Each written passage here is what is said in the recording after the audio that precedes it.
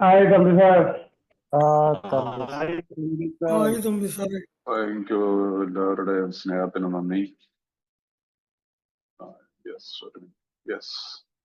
അപ്പൊ നമ്മള് ബിഗ് ബുക്കിന്റെ ഒരു പഠന കൂട്ടായ്മയായിട്ട് നമ്മളെല്ലാവരും കൂടി ചേർന്ന് ഒരു ശ്രമം നടത്തുകയാണ്.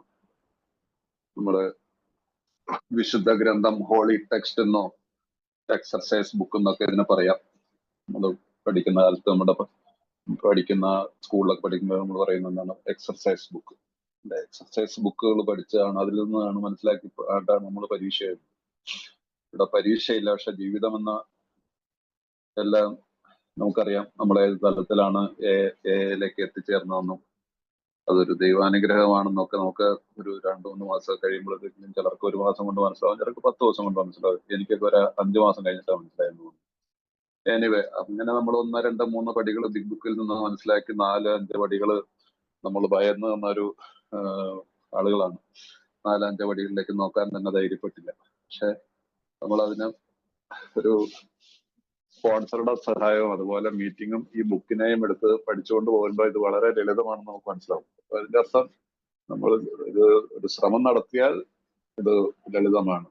നമ്മൾ നോക്കിക്കൊണ്ട് നിന്ന് കഴിഞ്ഞാൽ അത് എപ്പോഴെങ്കിലും ചെയ്യാമെന്നുള്ളൊരു മനോഭാവം മനസ്സിൽ വന്നുപോയാൽ അത് പിന്നെ നടക്കൂല. അപ്പൊ 4-5 പടികള് ഇതെങ്ങനെ പ്രവർത്തിക്കുന്നു എന്നുള്ള ചാപ്റ്ററിൽ 4-4 പടി, 3-4 പടികൾ, 3-4 പടികൾ അതിനകത്ത് കൊടുത്തിട്ടുണ്ടായിരുന്നു. അത് നമ്മൾ കഴിഞ്ഞതാണ്. പിന്നീട് ഇൻടു ആക്ഷൻ, പ്രവൃത്തി ഭാഗത്തിലേക്ക് എന്നുള്ള ചാപ്റ്ററിലാണല്ലോ നമ്മളതെ.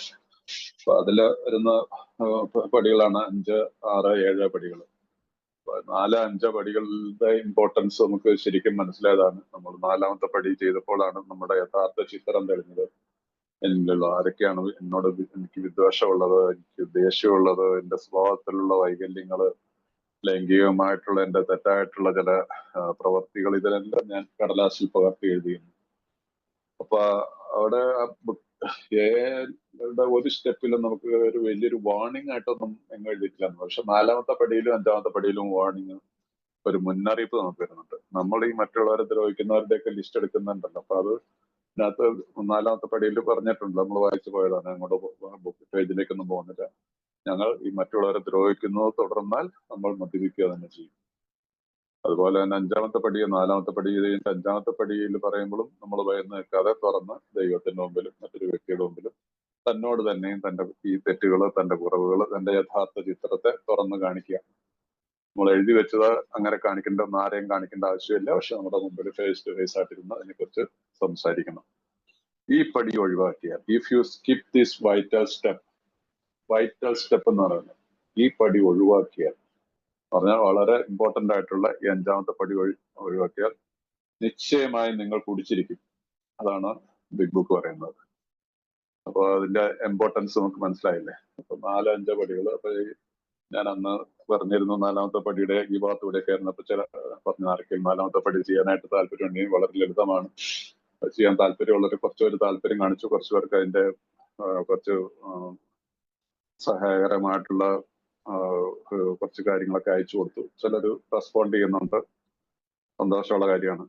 അപ്പൊ അത് പക്ഷെ എനിക്കെപ്പോഴും ഒരു നല്ല ഉറപ്പുണ്ട്, ഒരു നല്ലൊരു വിഭാഗം നമ്മുടെ അംഗങ്ങളും ഈ 4-5 പടികളിൽ വരുമ്പോൾ ഒന്ന് ശങ്കിച്ചു നിൽക്കുന്നവർക്ക് ശരിയായിട്ടുള്ള രീതിയിൽ തന്നെ ചെയ്യണം. മനസ്സിലായില്ലേ? എങ്ങനെയെങ്കിലും തട്ടിക്കൂട്ടി ചെയ്യുന്ന ഒരു പടിയല്ല 4ാമത്തെ 5ാമത്തെ പടി. അപ്പൊ ബിഗ് ബുക്ക് രീതി തന്നെ ചെയ്യാവുന്നതാണ് ഉചിതം. പല രീതിയിലൊക്കെ ഏതായാലും ഞാൻ ആ ഒരു ഇതിലേക്കൊന്നും പോകുന്നില്ല. അപ്പൊ അതുകൊണ്ട് കഴിയുന്ന ഇപ്പോഴും പറയുന്നു, ആർക്കെങ്കിലും ഇപ്പോഴും 4-5 പടികൾ ചെയ്യാൻ താല്പര്യമുണ്ടെങ്കിൽ എനിക്ക് സാധിക്കും. എന്നെ പോലെ മറ്റു കഴിയുന്നവരെ വേറെ ആരെങ്കിലും ആയിട്ടും എനിക്ക് കൂട്ടി ചേർത്ത് അവരെ കേട്ട് നിങ്ങളെന്താണ് ലിങ്ക് ചെയ്ത് തരാൻ എനിക്ക് സാധിക്കും. അതുകൊണ്ട് താല്പര്യമുള്ളവർ വിളിക്കുകയോ മെസ്സേജ് വല്ലതും ചെയ്യുക. മീറ്റിങ്ങിന് ശേഷം പറയുകയോ, എന്റെ നമ്പർ അറിയാവുന്നവരോട് ചോദിച്ച് മനസ്സിലാക്കി ചെയ്താൽ മതി. അപ്പൊ നമ്മളിപ്പോ 6-7 പടിയുടെ അവസാന ഭാഗത്താണ്. അപ്പൊ 6-7 പടികൾ എന്ന് പറഞ്ഞാൽ നമ്മള് പറഞ്ഞില്ലേ, ബിഗ് ബുക്കില് പൊതുവെ പറയുന്നൊരു ഫോർഗോട്ടൺ സ്റ്റെപ്സ് എന്നൊക്കെ പറയും. അപ്പൊ ആക്ച്വലി അത് ഫോർഗോട്ടൺ സ്റ്റെപ്സ് അല്ല, വളരെ ഇമ്പോർട്ടന്റ് ആയിട്ടുള്ള സ്റ്റെപ്പാണ്. ഇവിടെയാണ് നമ്മൾ 6-7 പടി 2 പാരഗ്രാഫ് ആണെങ്കിൽ അതിനുശേഷം കുറെ പേജുകൾ കഴിഞ്ഞതിന് ശേഷമാണ് പിന്നെ 9, 10, 11 8ാമത്തെ പടി മുതലുള്ള ഭാഗത്തേക്കൊക്കെ വരുന്നത്. അപ്പൊ അതിന്റെ അർത്ഥം നമുക്ക് ഇതിനകത്ത് കുറച്ച് നന്നായിട്ട് വർക്ക് ചെയ്യേണ്ട ഒരു പടിയാണ് ഈ 6-7 പടികൾ. ഇവിടെ നമുക്ക് വീണ്ടും ഒരു നല്ലൊരു എക്സാമ്പിൾ വരുന്നതാണ്.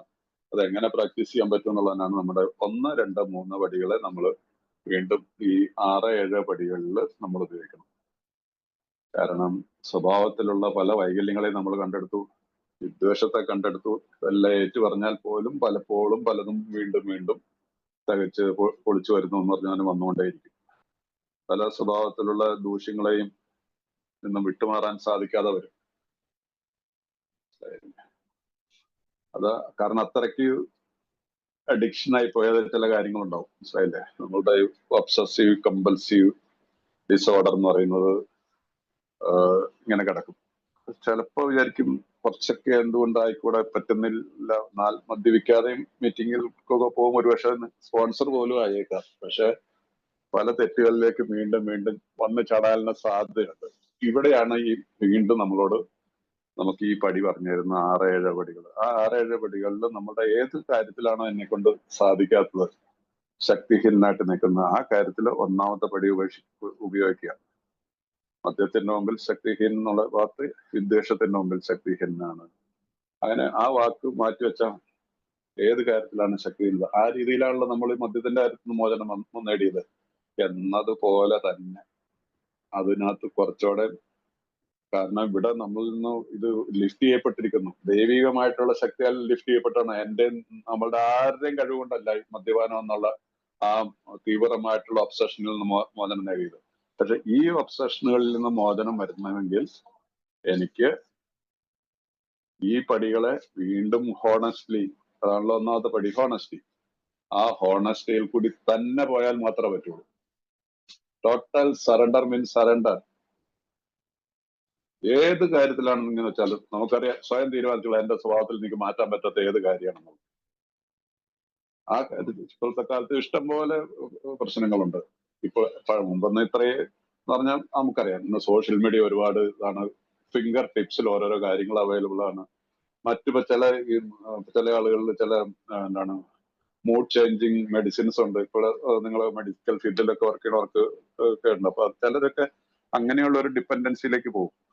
അതായത് മദ്യപിക്കുന്നൊന്നുമല്ല, വെരി സിമ്പിൾ മൂഡ് ചേഞ്ചർ എന്നുള്ളത്. No, it will not work. അത് വർക്ക് ചെയ്യത്തില്ല. ആ രീതിയിലേക്ക് നമ്മുടെ ഉള്ളിലേക്ക് ഈ ലൈറ്റ് ഓഫ് ദ സ്പിരിറ്റ് എന്ന് പറഞ്ഞിട്ട് പറയുന്ന ഒരു ഭാഗം ഉണ്ടായിരുന്നു. നമുക്ക് വായിച്ചു കഴിഞ്ഞു പോയെന്ന് എനിക്കറിയത്തില്ല. ആ പ്രകാശം, ദൈവികമായിട്ടുള്ള പ്രകാശം വരില്ല. നമ്മൾ ഈ പ്രോഗ്രാമിനെ അക്സെപ്റ്റ് ചെയ്തിട്ടുണ്ടെങ്കിൽ then നമുക്ക് ഫോളോ ചെയ്ത് പറ്റുള്ളൂ. അല്ലെങ്കിൽ നമ്മൾ പരാജയപ്പെട്ടു പോകും.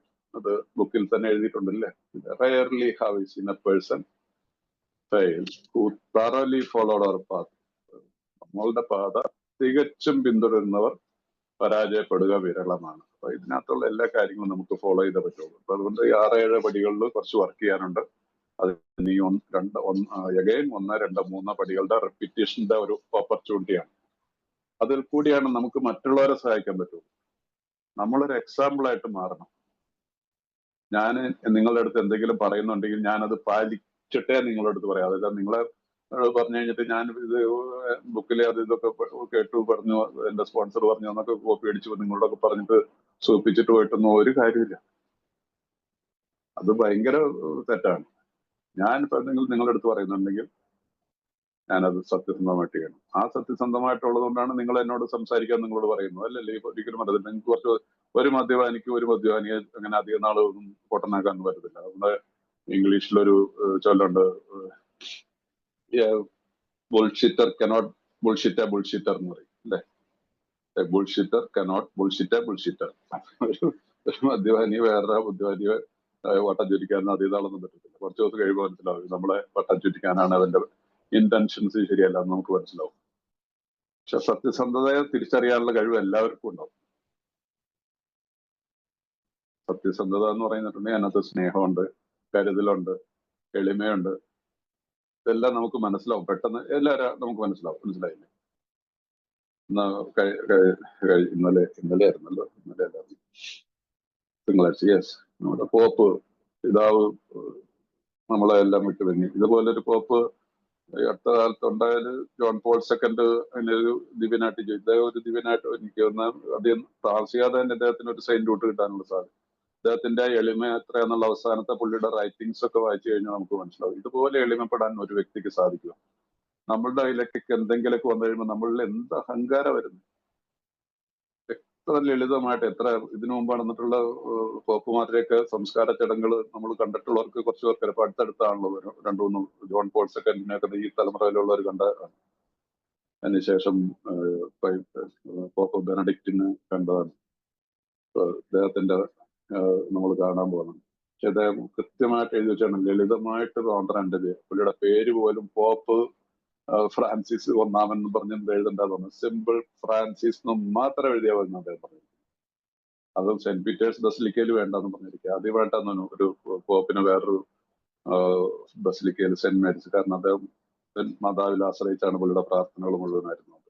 എനിവേ ഞാൻ പറയുന്നത് പറഞ്ഞ ഹ്യൂമിലിറ്റി, അതിനെന്നും അതാണ് ഏറ്റവും വലിയ കാര്യം. നമ്മൾ താഴ്ന്നു കൊടുക്കാനായിട്ട് സന്നദ്ധമാണ്. എന്നിലെ ഞാനെന്നുള്ള അഹംഭാവത്തെ കളയണം. ഇതെല്ലാം പാസിംഗ് ആണ്, മനസ്സിലായില്ലേ? ഇതെല്ലാം കഴിഞ്ഞു പോകുന്ന ഈ ലോകത്ത് എത്രയോ വലിയ സംഭവങ്ങൾ വന്നു, ഇതെല്ലാം കഴിഞ്ഞു. മഹാന്മാര് വന്നു, എല്ലാം പോയിക്കൊണ്ടിരിക്കുകയാണ്. അപ്പൊ ഈ ടെമ്പററി ആയിട്ടുള്ള ഒരു കുറച്ചു കാലം നമുക്ക് കിട്ടി. അതിന്റെ ഒരു നല്ലൊരു പങ്ക് നമ്മൾ മദ്യപിച്ച് നശിപ്പിച്ചു കളഞ്ഞു, മരിച്ചവരായി പോയി. അവിടുന്ന് വീണ്ടും നമുക്ക് ഒരു പുനർജനം തന്നിരിക്കുന്നതാണ് ആൽക്കഹോളിക്സ് അനോണിമസ് എന്ന് പറഞ്ഞ. ഈ നൂറ്റാണ്ടെന്നുള്ളതല്ല, എന്നും ഇതൊരു ഏറ്റവും വലിയൊരു മഹാത്ഭുതമായിട്ട് തന്നെ നിൽക്കും ആൽക്കഹോളിക്സ് അനോണിമസ്. ഇന്നും മരുന്നില്ല, ഇന്നും മെഡിസിൻ ഇല്ല.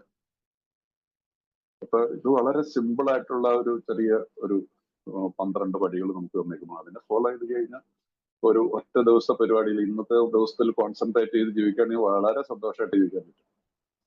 അപ്പൊ അത് തെളിയിച്ചവരാണ് ഈ നമ്മുടെ പഴമക്കാർ, ഇതിന്റെ ഫൗണ്ടിങ് ഫാദേഴ്സ്. അപ്പൊ അതിന്റെ ഇതൊന്നും ഒരു കോയിൻസിഡന്റ് ആയിട്ടൊന്നും സംഭവിച്ചതല്ല. ദൈവത്തിന്റെ പദ്ധതിയിൽ കൂടിയാണ് ഇത് ഉണ്ടായതല്ല. ഇതിന്റെ ആ ഫൗണ്ടിങ് ഫാദേഴ്സും നമ്മളെ സപ്പോർട്ട് ചെയ്തിട്ടുള്ളതും നമ്മളെ ഹെൽപ്പ് ചെയ്തിട്ടുള്ളതുമായിട്ടുള്ള ആളുകൾ ഒരേ കാലഘട്ടത്തിൽ ജീവിച്ചിരിക്കുന്നു എന്നുള്ളത് വലിയൊരു മഹാത്ഭുതമാണ്. ഞാൻ അന്ന് ഈ മീറ്റിംഗിലാന്ന് പറഞ്ഞത് അല്ലേ,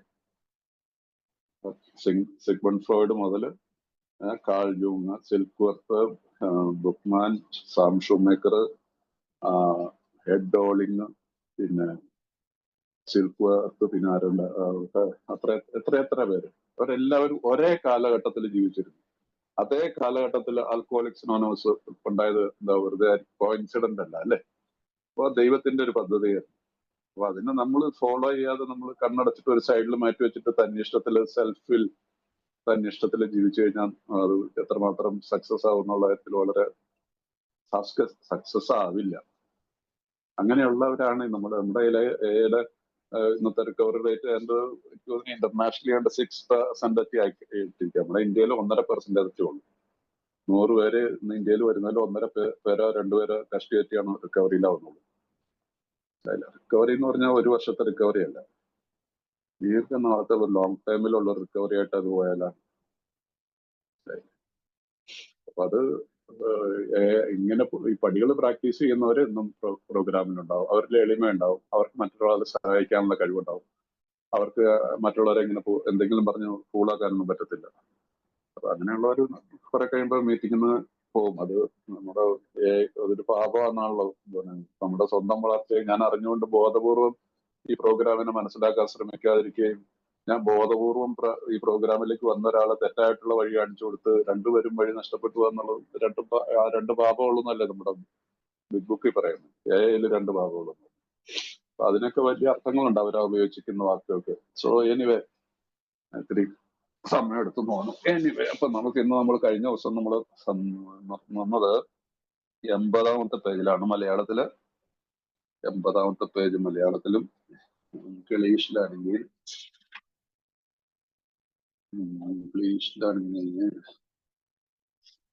അവിടെ ആർക്കെങ്കിലും പറയാമോ? ഇംഗ്ലീഷിലാണെങ്കിൽ 82ാമത്തെ പേജിലാണ്. അതിന്റെ 81ാമത്തെ പേജിന്റെ ഏറ്റവും അടിയിലത്തെ പാരഗ്രാഫിലാണ് ഇംഗ്ലീഷിൽ.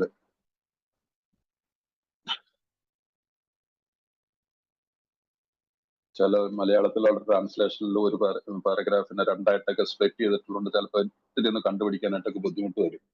അതുകൊണ്ട് ഞാൻ ചിലപ്പോൾ പറയുമ്പോൾ അങ്ങോട്ടും ഇങ്ങോട്ടും ഇച്ചിരിയൊക്കെ മാറിപ്പോയൊന്ന് ക്ഷമിച്ചേക്കണം. അപ്പൊ ഇനി നമുക്ക് പോകാനുള്ളത്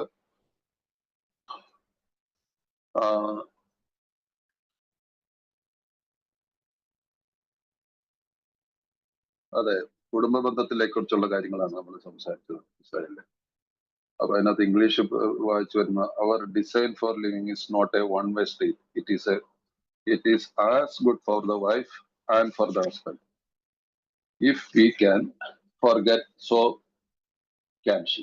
It is better, however, that one does not needlessly name a person upon whom she can vent jealousy. ഇതാണ് ഇംഗ്ലീഷിന്റെ ഭാഗത്ത് ചെയ്യുന്നത്. അപ്പൊ നമുക്ക് അതിനകത്ത് മലയാളത്തിലേക്ക് വരാം. ജീവിതത്തെ കുറിച്ചുള്ള ഞങ്ങളുടെ ധാരണ ഒരു വശത്തേക്ക് മാത്രം സഞ്ചരിക്കാവുന്ന ഒരു പാതയല്ല. അത് ഭാര്യയ്ക്ക് എന്ന പോലെ തന്നെ ഭർത്താവിനും നല്ലതിനുള്ളതായിരിക്കണം. നമുക്ക് മറക്കാൻ പറ്റുമെങ്കിൽ അവൾക്കും അതിന് കഴിയണം. അവളുടെ അസൂയ എന്ന് പതിച്ചേക്കാനുള്ള വ്യക്തിയോട് വ്യക്തിയുടെ പേര് അവളോട് പറയാതിരിക്കുന്നതായിരിക്കും ഉത്തമം. അപ്പൊ ഇത് മനസ്സിലായില്ലേ? മദ്യപാനികളുടെ ജീവിതത്തിൽ വളരെ റയർലി ഒക്കെ സംഭവിക്കാനുള്ള സാധ്യതയുണ്ട്. മനസ്സിലായില്ലേ? മദ്യപാനിയുടെ കാര്യത്തിൽ ഉറപ്പാണ് ഏതെങ്കിലുമൊക്കെ ബന്ധങ്ങൾ അറിഞ്ഞോ അറിയാതെ പോരാത്തിന് അഡിക്ഷനിൽപ്പെട്ട ഒരു കാര്യമാണല്ലോ സെക്ഷൽ ആയിട്ടുള്ള അഡിക്ഷൻ എന്നുള്ളത്. അപ്പൊ അത് ചിലപ്പോ ഒരു കുറെ നാളുകൾ ഈ ഭർത്താവിന്റെ അവഗണനയ്ക്ക് പാത്രമാകുന്ന ഭാര്യമാര് ചിലപ്പോഴെങ്കിലുമൊക്കെ ഏതെങ്കിലുമൊക്കെ തെറ്റായിട്ടുള്ള ഒരു അതിര് കഴിഞ്ഞ ബന്ധത്തിലേക്ക് പോകണമെന്നില്ല, പോയിട്ടുമുണ്ട്, സംഭവിക്കുന്നതൊക്കെ നമുക്കറിയാം. ഇന്നത്തെ പോരാത്തന്നെ ഇപ്പൊ ഈ സോഷ്യൽ മീഡിയ ഒന്നോടുകൂടി നമുക്കറിയാലോ ഇത്തിരി കുറഞ്ഞു തോന്നും. ഒരിടയ്ക്ക് ഒരു മിസ്ഡ് കോളിൽ കൂടി ആത്മഹത്യ ചെയ്ത സംഭവങ്ങളുണ്ട്, ഡൈവോഴ്സ് ചെയ്ത സംഭവങ്ങളുണ്ട്, ഭാര്യ ഭർത്താവിനെ വെട്ടിക്കൊന്നുണ്ട്, അല്ലെങ്കിൽ ഭർത്താവ് ഭാര്യനെ വെട്ടിക്കൊന്നുണ്ട്, ഭാര്യയും കാമുകനോടും കൂടി ഭർത്താവിനെ വെട്ടിക്കൊന്നുണ്ട്. സംഭവത്തിന്റെ തുടക്കം എന്താണ്? ഒരു മിസ്ഡ് കോൾ. അതിപ്പോ കേൾക്കാറില്ല. മിസ്ഡ് കോൾ ഇപ്പൊ വേറെ പല സംഭവങ്ങളാണ്. ഇപ്പൊ വാട്സപ്പുമായി, പണ്ട് വാട്സപ്പ് ഒന്നും നടന്നില്ല, അങ്ങനെ പല കാര്യങ്ങൾ. അപ്പൊ അതുകൊണ്ട് ഇവിടെ ഇങ്ങനെയൊക്കെ സംഭവിക്കാനുള്ള സാധ്യതകളുണ്ട്. നമുക്കൊരു ജീവിത ശൈലി എന്നുണ്ട്. ആ ശൈലിയിൽ എന്നോട് എല്ലാവരും ക്ഷമിക്കണം, ഞാൻ ആരോടും ക്ഷമിക്കില്ല. ഈ കാര്യം നമുക്കുണ്ട്. അതിപ്പോ ഈ വൈഫിനോട് മാത്രമല്ല, നമ്മുടെ കുടുംബത്തിൽ മറ്റ് ചേട്ടനോടോ അനിയന്മാരോടോ അച്ഛനോടോ അമ്മോടൊക്കെ വരാൻ വഴിയുണ്ട്. അപ്പൊ ഇവിടെ നമുക്ക് അതുകൊണ്ട് ഇവിടെ ഭാര്യയെ കുറിച്ചാണ് സംസാരിക്കുന്നത്. ഈ ഭാഗത്ത് കുടുംബ ബന്ധത്തിലാണ്. അതുകൊണ്ട് അത് ഭാര്യയ്ക്കെന്ന പോലെ ഭർത്താവിനെന്നുള്ള തുടങ്ങി നമുക്ക് മറക്കാൻ പറ്റുമെങ്കിൽ അവൾക്കും അത് കഴിയും. അപ്പൊ നമുക്ക് അവർക്ക് എന്തെങ്കിലും ഒരു തെറ്റാ, ഒരു അബദ്ധമോ, അങ്ങനെ എന്തെങ്കിലും ഒരു നമ്മളറിയാതെ എന്തെങ്കിലും ഒരു കാര്യത്തിൽ അവർ പെട്ടുപോയിട്ടുണ്ടെങ്കിൽ നമുക്ക് മനസ്സിലാക്കാം. കാരണം കുഞ്ഞുങ്ങളുണ്ടാവും, 2-3 മക്കളൊക്കെ ഉണ്ടെങ്കിൽ അവിടെ ഇത് വലിയൊരു ഇഷ്യൂ ആക്കി കൊണ്ടുവന്നു കഴിഞ്ഞിട്ടുണ്ടെങ്കിൽ ചില ആളുകൾക്ക് പറ്റത്തില്ല. ഇങ്ങനെയുള്ള ചില വ്യക്തികളെ കൂടി ഞാൻ വർക്ക് ചെയ്യുന്നുണ്ട്. മനസ്സിലായില്ലേ? അതുകൊണ്ട് ഞാൻ പറയുന്നു. അപ്പൊ അതുകൊണ്ട് നമുക്കിവിടെ അതാണ് ഈ ഫോർഗെറ്റ് ഈച്ച് അതർ എന്ന് പറയും നമ്മുടെ പ്രോഗ്രാം പ്രകാരം. We are to forget.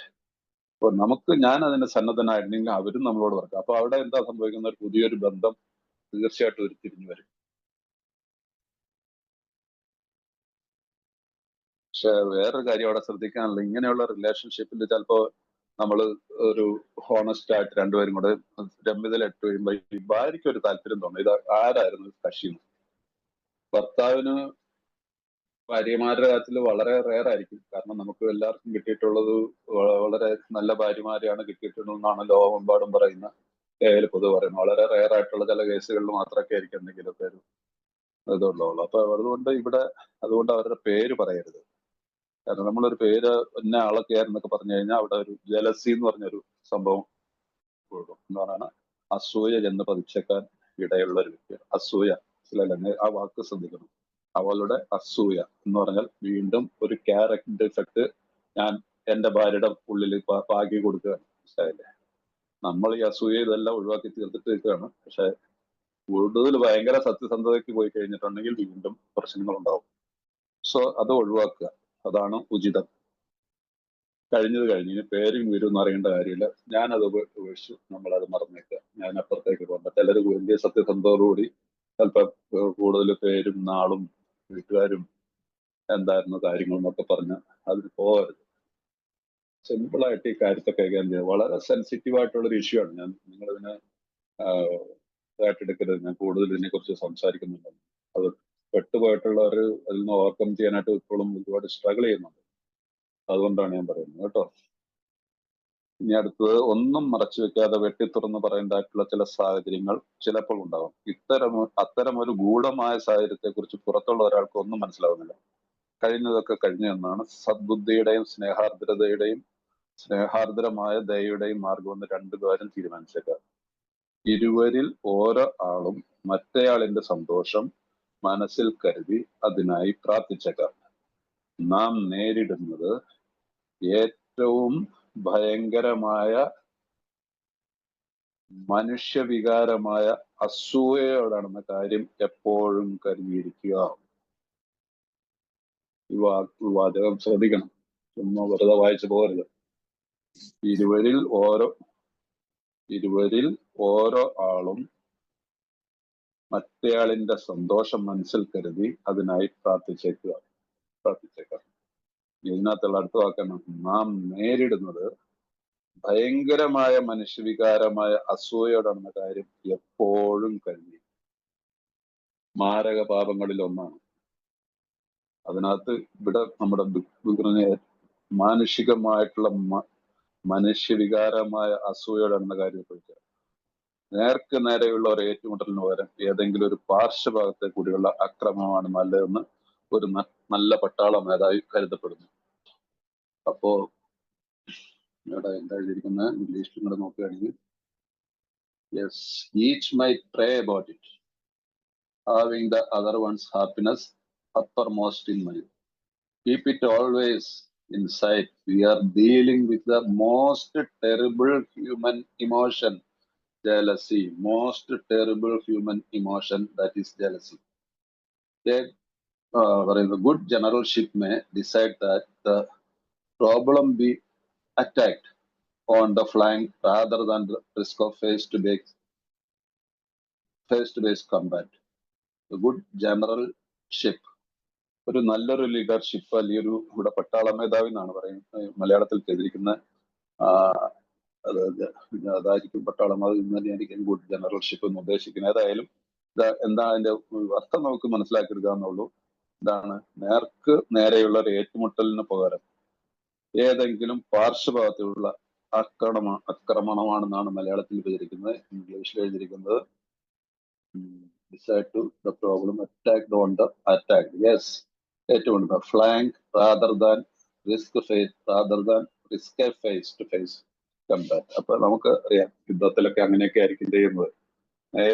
നേർക്ക് നേരെ വെടിവെക്കാതെ എതിരാളി വരുന്ന വഴികളെ മനസ്സിലാക്കിയിട്ട് നമ്മള് ആ എതിരാളിയെ വളഞ്ഞിട്ട് ആക്രമിക്കുക എന്ന് പറയില്ല. എന്നപോലെ തന്നെ ഈ വൈകാരികമായിട്ടുള്ള ഈ കുറവിനെ നമ്മൾ മനസ്സിലാക്കാനായിട്ട് പോവുക. ഇവിടെ പ്രാർത്ഥനയാണ് അതിന്റെ ആയുധം, വേറെ ഒന്നും ഏറ്റവും ഒന്നുമില്ല. അല്ലാതെ നമ്മൾ നേരിട്ടിട്ട് എല്ലാം നേരെ അങ്ങോട്ട് പറയാനായിട്ട് നിൽക്കാൻ പോയി കഴിഞ്ഞാൽ ചിലപ്പോൾ അതിൽ നമ്മൾ പരാജയപ്പെട്ടു പോകും. കാരണം ഇതിനകത്ത് വരുന്ന നമ്മള് നേരിട്ട് യുദ്ധം ചെയ്യാൻ പോകുന്ന അസൂയ എന്നുള്ളൊരു വികാരത്തെ നമ്മുടെ കുടുംബത്തില് അല്ലെങ്കിൽ നമ്മുടെ വൈഫിന്റെ ഉള്ളിൽ വളർത്തിയെടുക്കാനായിട്ടാണ്. ഞാൻ കൂടുതൽ സത്യസന്ധനായിട്ട് നമ്മൾ പറയത്തില്ലേ, നമ്മുടെ ആൽക്കഹോളിക്സിനുള്ളൊരു വലിയൊരു കുഴപ്പം എന്താണ്, വൈകാരികമായിട്ട് നമ്മളെ എക്സ്ട്രീംസ് ആണ്. ഭയങ്കര സ്നേഹം വരുമ്പോൾ ഭയങ്കര സ്നേഹം, സത്യസന്ധത ഭയങ്കര സത്യസന്ധത. നോ, നമുക്കപ്പോ ഒരു ഇതാണ് ഒരു സ്പോൺസറുടെ ഇമ്പോർട്ടൻസ്. ഓരോ കാര്യങ്ങളിലും ചർച്ച ചെയ്ത് എന്തൊക്കെ എവിടെ വെച്ച് പറയാമെന്നുള്ളതിനെ കുറിച്ചൊക്കെ ഉള്ളൊരു രീതിയിൽ കൂടി പോയി കഴിഞ്ഞാൽ നമുക്ക് ശീലത്തിൽ കൂടിയല്ല നമ്മൾ ശീലത്തിൽ കൂടിയാണ് ദുശീലങ്ങളിലേക്ക് പോയത്. അതുപോലെ തന്നെ ദ സെയിം വേ ശീലങ്ങളിൽ കൂടി നല്ല ശീലങ്ങളിലേക്കും വരാൻ നമുക്ക് സാധിക്കും. നല്ല ശീലങ്ങളിലേക്ക്, സദ്ഗുണങ്ങളിലേക്ക്. ദുർഗുണങ്ങളിലേക്ക് പോയ പോലെ തന്നെ സദ്ഗുണങ്ങളിലേക്കും പോകാൻ പറ്റും. ദുർഗുണങ്ങളിലേക്ക് പോയപ്പോൾ നമ്മൾ ആരും കൈപിടിച്ച് നടത്തുകയല്ല, നമ്മൾ തന്നെ മറന്നുപോയതാണ്. നമ്മളുടെ ചിന്തകളിലുണ്ടായിരുന്ന ചില പ്രശ്നങ്ങളായിരുന്നു. പക്ഷെ ഇവിടെ സദ്ഗുണങ്ങളിലേക്ക് വരുമ്പോഴോ നമ്മുടെ കൂടെ ദൈവമുണ്ട്, ഈശ്വരനുണ്ട്, ആ പരമോന്നതനായിട്ടുള്ള ശക്തിയുണ്ട്. സോ ഈ ഒരു രീതിയിൽ നമ്മൾ പോയാൽ എല്ലാത്തിനും പരിഹാരമുണ്ട്. ഞങ്ങൾക്ക് അത്തരത്തിലുള്ള സങ്കീർണതകൾ ഒന്നുമില്ലെങ്കിൽ സ്വന്തം ഗ്രഹത്തിൽ ചെയ്യേണ്ട ഒരുപാട് കാര്യങ്ങൾ വേറെയുണ്ട്. കുടിക്കാതെ സ്വഭാവത്തോടെ ഇരിക്കലാണ് തനിക്ക് ആകെ ചെയ്യേണ്ടതെന്ന് പറയുന്ന അമിത മദ്യാസക്തനെ ഞങ്ങൾ കണ്ടുമുട്ടാറുണ്ട്. അയാൾ തീർച്ചയായും കുടിക്കാതിരിക്കേണ്ടതുണ്ട്. കാരണം അങ്ങനെയല്ലെങ്കിൽ അയാൾക്ക് വീട് പോലും ഉണ്ടായിരിക്കുകയില്ല. പക്ഷേ വളരെ ഭയാനകമായ രീതിയിൽ താൻ അവരോടൊക്കെ പെരുമാറിയിരുന്നെങ്കിൽ ആദ്യ ഭാര്യയോടും മാതാപിതാക്കളോടുള്ള പ്രായശ്ചിത്തം ചെയ്യുന്ന കാര്യത്തിൽ ഇനിയും ഒരുപാട് അയാൾ മുന്നോട്ട് പോകേണ്ടതുണ്ട്. അമ്മമാർക്കും ഭാര്യമാർക്കും ഒക്കെ അമിത മദ്യാസക്തനിൽ നിന്നുണ്ടായ അനുഭവം അവരുടെ എല്ലാ തരത്തിലുള്ള ധാരണയും താണ്ടിയുള്ള ക്ഷമയാണ് അവരുടേത് എന്നുള്ളതാണ്. അതില്ലായിരുന്നെങ്കിൽ ഞങ്ങളിൽ പലർക്കും വീട് തന്നെ ഉണ്ടാകുന്നതല്ല, ഒരുപക്ഷെ ഞങ്ങൾ മരിച്ചിട്ടുണ്ടാകുമായിരുന്നു. അപ്പൊ ഇവിടെ ഈ രീതിയിലുള്ള പ്രശ്നങ്ങളൊന്നുമില്ലെങ്കിൽ അപ്പൊ എന്നാ പിന്നെ സ്വന്തമായിട്ട് കുടിക്കാതെ എങ്ങോട്ട് ഇരിക്കലാണെന്നുള്ള രീതിയിൽ അങ്ങ് വിചാരിച്ചു പോകുന്ന ആളുകളുണ്ട്. അത് കാര്യമില്ല. അതുകൊണ്ട് കാര്യമില്ല. കുടിക്കാതിരിക്കുക എന്നുള്ളത് നല്ല കാര്യമാണ്. പക്ഷെ നമുക്ക് ടേക്ക് റെസ്പോൺസിബിലിറ്റി. നമുക്കൊരു ഒരു ഒരു ഒരു നല്ലൊരു കുടുംബാന്തരീക്ഷത്തെ ക്രിയേറ്റ് ചെയ്യേണ്ടതുണ്ടാകും. ആ കാലത്ത് ഈ ബുക്ക് എഴുതുന്ന സമയത്തൊക്കെയാണ് ഒരുപക്ഷെ അവരുടെ ആ സംസ്കാരത്തിലൊക്കെ എക്സ്ട്രാ മാരിറ്റൽ അഫയേഴ്സ് അങ്ങനെയൊക്കെ ഉള്ളതൊരു, നിങ്ങൾക്ക് ഇപ്പൊ യു കെയിലും യു എസിലൊക്കെ ജോലിയോടെ അറിയാം. ഇപ്പൊ ഒരു ഡൈവേഴ്സ് എന്നൊക്കെ പറയുന്നൊന്നും വലിയ കാര്യമൊന്നുമല്ല. അപ്പൊ അങ്ങനെയുള്ള ആളുകൾക്ക് അങ്ങനെയുള്ള ഒരു കാലഘട്ടത്തിൽ എഴുതിയതും കൂടിയാണെന്ന് പറഞ്ഞു. അതുകൊണ്ടാണ് ആദ്യ ഭാര്യയോടും മാതാപിതാക്കളോടും ഒക്കെ ഉപേക്ഷിച്ച് പോകുന്നവരും പിന്നെ വേറെ കല്യാണം കഴിക്കുക അങ്ങനെയൊക്കെയുള്ളവരൊക്കെ റിക്കവറിയിൽ വന്നതിന് ശേഷമുള്ള. പക്ഷെ ഇവിടെ പ്രായശ്ചിത്തം ചെയ്യുന്ന കാര്യത്തിൽ ഇനിയും ഒരുപാട് അയാൾ മുമ്പോട്ടുണ്ട്. അപ്പൊ ഇങ്ങനെയൊക്കെയുള്ള ജീവിതത്തിൽ സംഭവിച്ചിട്ടുണ്ടെങ്കിലും റെസ്റ്റിറ്റ്യൂഷൻ എന്ന് പറയുന്ന ആ പാപപരിഹാരം അല്ലെങ്കിൽ പരിഹാരക്രിയ, പാപപരിഹാരം എന്നല്ല പരിഹാരക്രിയ നമ്മൾ തെറ്റ് ചെയ്തിട്ടുണ്ട്. അതിനാണ്, കാരണം അവർക്കെല്ലാം നമ്മൾ ദ്രോഹം ചെയ്തിട്ടുണ്ട്. അതെല്ലാം അവർ സഹിച്ചവരാണ്. അവർ നമ്മളോട് ക്ഷമിച്ചിട്ടുമുണ്ട് അല്ലേ? അതിൽ ആ ഒരു ചില കാര്യങ്ങൾ നമ്മൾ സ്വയം ഒന്ന് ആലോചിച്ച് നോക്കുക. നമ്മൾ ഇപ്പോഴത്തെ കാലഘട്ടത്തിലാണെങ്കിൽ പോലും നമ്മളുടെ ഈ മദ്യപാന കാലത്ത് നമ്മളോട് ചേർന്ന് നിന്നിട്ടുള്ള ഭാര്യയൊക്കെ അവര് മനുഷ്യരാണ്. അവർക്കൊരു പൊട്ടിത്രിയിൽ അവരെന്തെല്ലാം വേണമെങ്കിലും ഉണ്ടാക്കി വയ്ക്കാം. ചിലര് കുടുംബങ്ങളിൽ ആത്മഹത്യകൾ അടങ്ങാൻ പറ്റില്ലേ? പിന്നെ കുടുംബത്തിന് നല്ല ഇതുണ്ടോ? ചിലരുടെ കുടുംബത്തില് ഡൈവോഴ്സുകൾ, അതിന്റെ ഇടയ്ക്ക് ഞെരുങ്ങുന്ന ഒരു കുട്ടിയോ അച്ഛനും കൊണ്ട്, ഒരു കുട്ടിയോ അമ്മയും കൊണ്ട്, എന്ത് പീഡയായിരിക്കും ആ കുഞ്ഞുങ്ങൾ അനുഭവിക്കുന്നതെന്ന് ആലോചിച്ചു. കേസ് പറഞ്ഞിരിക്കുമ്പോ പറയുന്നതാണ് ക്ലെയിം ചെയ്യല്ലേ. ഈ ക്ലെയിം ചെയ്യുന്ന എന്ത് നേടിയത്? ഒന്നും നേടാനില്ല. ഞാൻ കഴിഞ്ഞ ദിവസം ഒരിക്കലും ഇവിടെ അല്ലേ പറഞ്ഞു, എന്റെ നാട്ടിൽ നടന്നൊരു വീട് ചുമ്മാ ഇടിച്ചു പൊളിച്ച് നിരപ്പാക്കി കളഞ്ഞു. ഒരു ഒറ്റ രാത്രിയും കൊണ്ട് ഒരുത്തൻ അമേരിക്കയിലുള്ള ഭാര്യയും ഭർത്താവും കൂടെ കേസ് കിടന്നു. ഭാര്യ ജയിച്ചു, വീടിന്റെ അവകാശം പറഞ്ഞുകൊണ്ട് വീട്ടിൽ താമസിക്കാനുള്ള അവകാശം പറഞ്ഞു. അയാൾ ഒറ്റ രാത്രി കൊണ്ട് വീട് ഒറ്റ രാത്രി കൊണ്ട് ഒരു കല്ല് പോലും, തരി പോലും, മണൽ പോലും ബാക്കിയില്ലാത്തവണ് അയാൾ അവിടുന്ന് ഇടിച്ചു പൊളിച്ചു പറഞ്ഞു. 2 നിലയുള്ള 5-6 നിലയുള്ള വലിയൊരു ബംഗ്ലാവ്. So that is it. അതിട്ട് പിന്നെ എന്ത് നേടാൻ? അത് കഴിഞ്ഞിട്ട് ഞാൻ 12 പടി പ്രോഗ്രാം ചെയ്തുകൊണ്ടിരിക്കുകയും ചെയ്യാണ്. ഇതെല്ലാം ചെയ്തുകൊണ്ടിരുന്നു. സോ ഇതെല്ലാം നമ്മളെ കൊണ്ടെത്തിക്കുന്നത് ഈ ദൈവികമായിട്ടുള്ള ഏറ്റവും വലിയൊരു കാര്യമാണ്. ഓരോ പടികളും നമ്മളെ എളിമയിലേക്ക് കൊണ്ടുവരുന്നത്. എളിമ പ്രാക്ടീസ് ചെയ്യണം. എളിമ എന്ന് പറയുന്നത് താഴ്ന്നു കൊടുക്കലല്ല. എല്ലാവരും വിചാരിക്കും ഇത് എളിമാണിച്ചു ഞാൻ തലവനിച്ചു കൊടുക്കുവാണ്. തലവനിച്ചു കൊടുക്കുകയല്ല. നമ്മളിൽ ഓട്ടോമാറ്റിക്കലി ദൈവികമായിട്ട് വരുന്ന ഒരു അനുഭവമാണത്. ആ അനുഭവത്തിന്റെ മുമ്പിൽ എത്ര വലിയ വെട്ടാൻ വന്ന പോത്തും തല താഴ്ത്തും. കാരണം ഇവിടെ നിൽക്കുന്ന ആള് യുദ്ധം ചെയ്യാൻ നിൽക്കുകയല്ല. വളരെ എത്ര വലിയ പ്രശ്നത്തെയും വളരെ വളരെ ഒരു സരളമായ ഭാവത്തോടു കൂടിയാണ് നിൽക്കുന്നത്. ആ ആളുടെ അടുത്ത് ഇയാൾക്ക് ഓപ്പോസിറ്റിൽ വെച്ചാൽ ഒന്നും ചെയ്യാൻ പറ്റില്ല. എപ്പോഴും ഓർക്കണം, ദൈവമാണ് എന്റെ പിതാവ്. വേറെ ഒരു വാക്ക് വെക്കണ്ട. ഡയറക്ടറും ഏജന്റും പ്രിൻസിപ്പളും ഒക്കെ മാറ്റിവെച്ചു. നമ്മുടെ ബുക്ക് പറയുന്നതാണ്.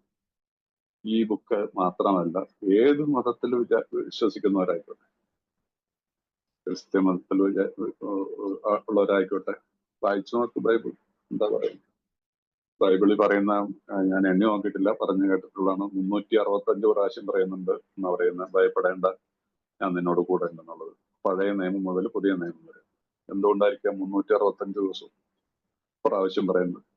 ഞാൻ എണ്ണി നോക്കിയിട്ടില്ല, ഞാൻ വായിച്ചതാണ്. അതിനോട് സമാനമായിട്ടുള്ള അർത്ഥം സെയിം വേർഡുകളായിരിക്കണമെന്നില്ല, പക്ഷെ അതിന്റെ അർത്ഥം ഭയപ്പെടേണ്ട എന്നുള്ള രീതിയിൽ എന്നുണ്ട്. ഗീത പഠിക്കുന്നവർക്ക്, പഠിച്ചിട്ടുള്ളവർക്ക് അറിയാം. ഗീത ആയിക്കോട്ടെ, രാമായണം ആയിക്കോട്ടെ, എന്താണ് ഇതെല്ലാം സിംബോളിക് അല്ലേ, നമുക്ക് മാതൃകകളാണ്. ഞാൻ ഇപ്പൊ ഖുറാനും വായിക്കാൻ തുടങ്ങിയിട്ടുണ്ട്.